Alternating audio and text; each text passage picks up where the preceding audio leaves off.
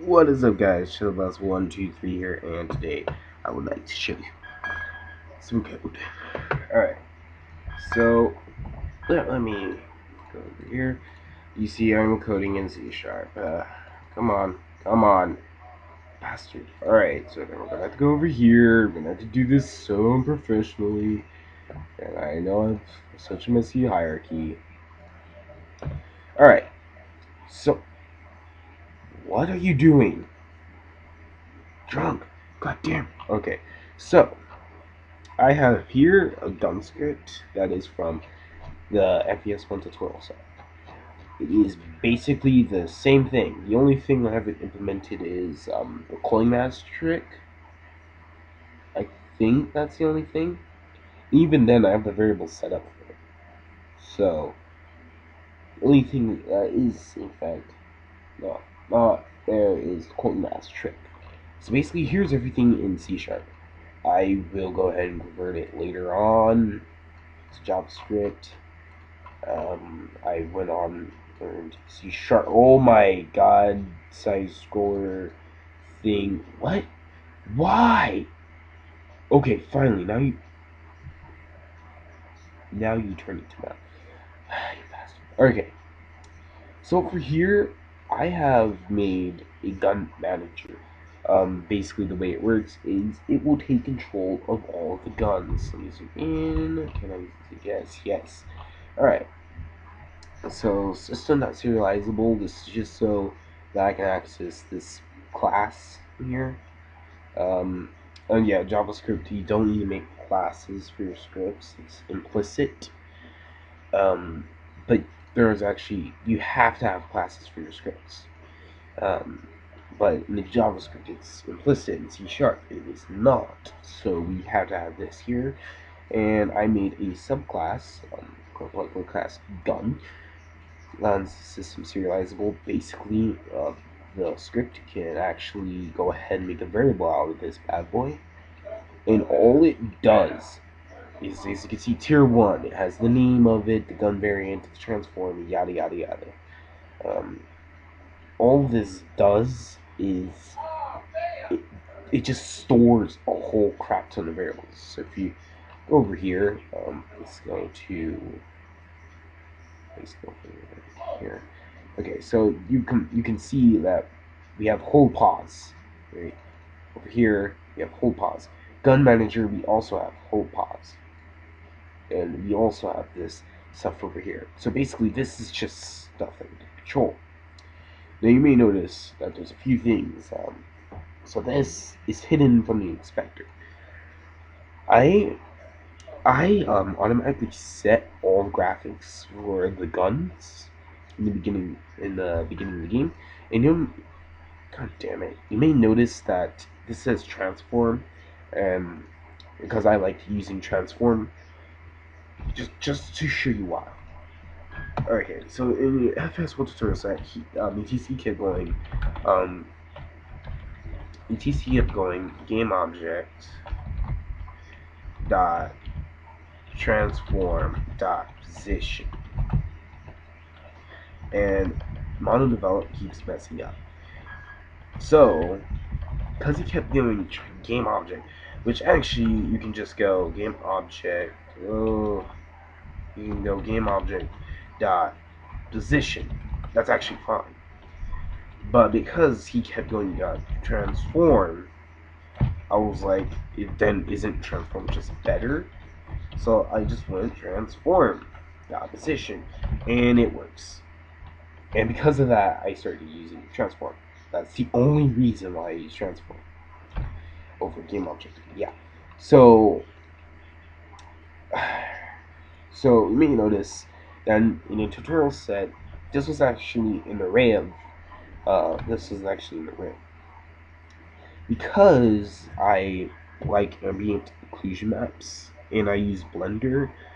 Blender, if you combine meshes a certain way, basically you won't be able to make occlusion maps. You have to go through difficult processing. I'd rather just combine the meshes in edit mode, rather than just go through that process.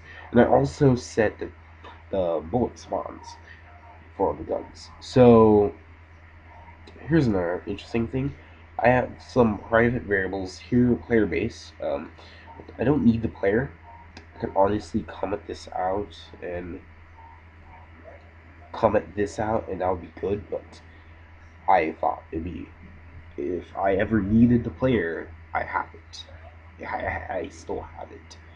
But for now, I will go ahead and comment out since we don't need it. Actually, we do. We do. Because I did something stupid. No, wait. Okay, you know what? Screw it. We'll just comment out. Oh, I'll show you. You've probably seen the stupid thing. Alright, so then we have the transform of the camera. Then we have movement. This here is the movement script. I put all the movement into one script. So the camera's movement and the player's movement is all controlled in one script. And I have a gun here, a private gun, held gun. This is so the gun manager can keep track. And all these over here are just for calculation purposes. Basically, if I would need these for every gun, and since every gun would need these just for calculation purposes, I could just use it once here and basically just remove the whole entire grabbing it out of every individual class. It'd be a sort of optimization, and you have 100 guns. Now, okay, so then I have this HUD inspector, public vector 4 rotation. I use vector 4 because I want to store my floats in vectors. That way they're grouped, and basically I want to have to go rotation smooth, rotation X smooth, rotation Y smooth, rotation X, rotation Y. I'm gonna have to do that sort of thing. So over here we're setting the transform for the camera. Now we're gonna copy this line. Because I decided I'm going to get rid of that, we might as well just get rid of that right there, and there, boom. The script is good, and everything. Now we have a for each loop, gun, in guns. Okay, so let's go. Where's, okay, gun with the capital is the class. So basically, it's like saying game object. Then we're assigning it, we're giving it name. This is a variable, we're giving it a name. So in JavaScript, this would go var gun of type gun, and boom. That was how it would look in JavaScript.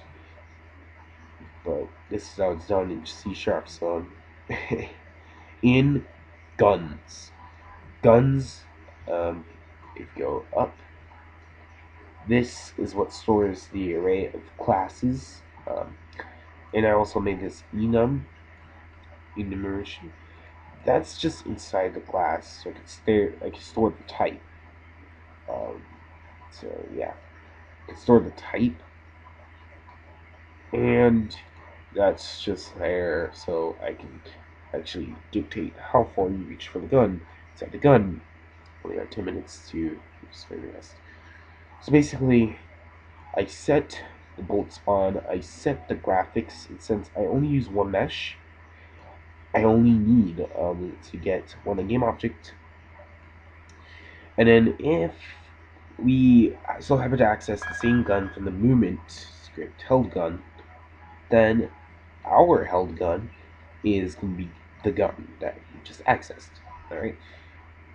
So basically, the major change in all of this, holy crap, I only have like 30 seconds left.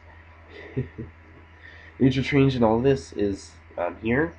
I use a raycast to switch the guns, so that's not much different. Really, the major change is this for loop right here for each loop, and basically I just do the same thing I do there, but I look for if the transform is the same as our transform, then that means that's the gun we want to switch with. Held gun equals gun, held gun equals gun. That's my transform. done, and I'll show you this in Unity.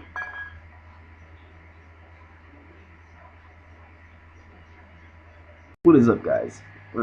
We're here in Unity. Yay! Alright, so I just want to really quickly show off this shader.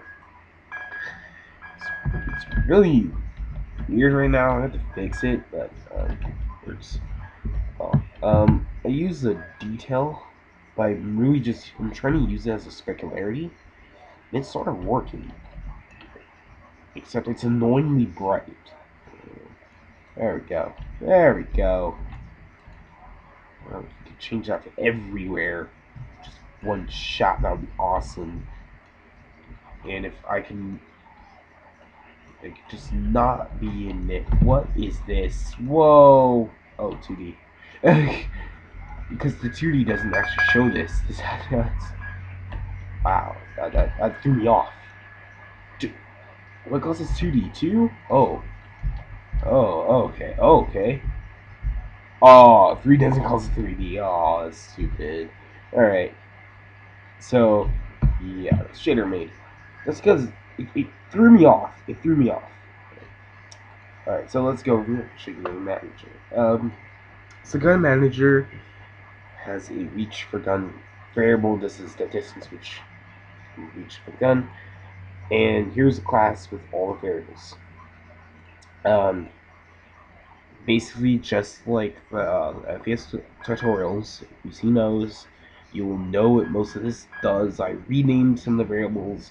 Probably wouldn't make sense. Some of these are vectors, and they weren't vectors before, and yada yada yada, other stuff.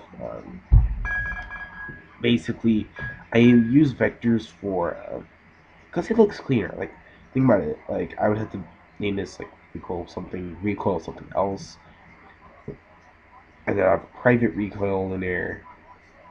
Other stuff. Now, the naming and the variant, they're irrelevant right now. They do nothing. The name, all that does is it just helps you organize things. So you don't have to get a piece of paper and pencil and say, element 1 is this, element 2 is that yada yada yada. So, yeah, that's just so it looks better, and you can actually say, they could say which gun in particular that this is, and then thus you could just look at your list when it's like this, be like, oh, that's the gun that's having this problem, that's the gun that's having this issue.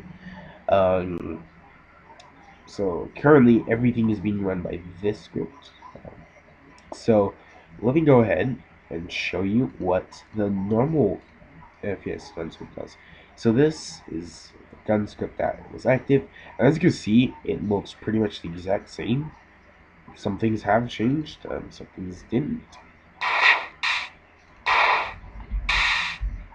So yeah, basically, as you can see, it's moving around, and I just hit a huge lag spike. It's moving around perfectly fine. Everything is working perfectly, but I think both of the... Okay, no. Okay, so that's coming from something else then. So yeah, everything is working perfectly fine with the the direct FPS translate. Let's use the gun manager now. Basically, you have the gun 2 will be involved. So I didn't do the coin mask part, and I also don't have a method for reloading, filling up the gun. So max sword ammo is irrelevant right now. So yeah, that's the thing. So as you can see, the gun works exactly the same, pretty much. Nothing much has changed, and I can go over here.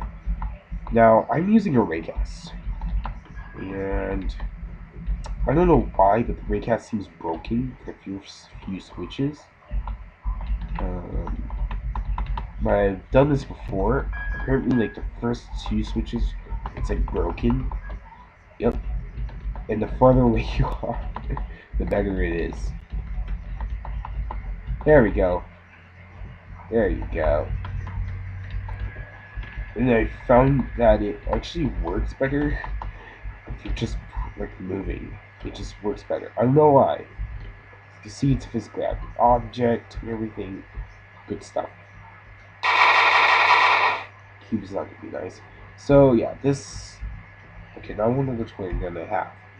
Okay, this gun has cooling mask on it.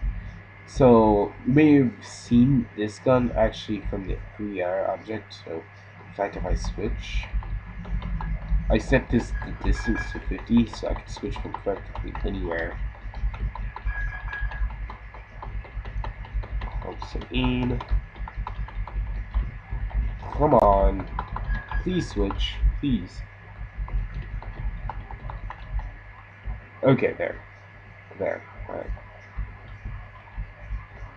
So you can see that gun through there, cause I cold masked it. But I will get that fixed. I will actually put cooling mask on it, and I will be later on. I will be giving out this code because I think it's interesting. But and I will also when I release it, it will be translated back into JavaScript. So hopefully you guys will understand it if you've watched the FPS tutorial. So yeah, just a video just to show you something cool I made. See you guys later. And I thought the video would go back. I thought my recorder would be done right now. So yeah, bye.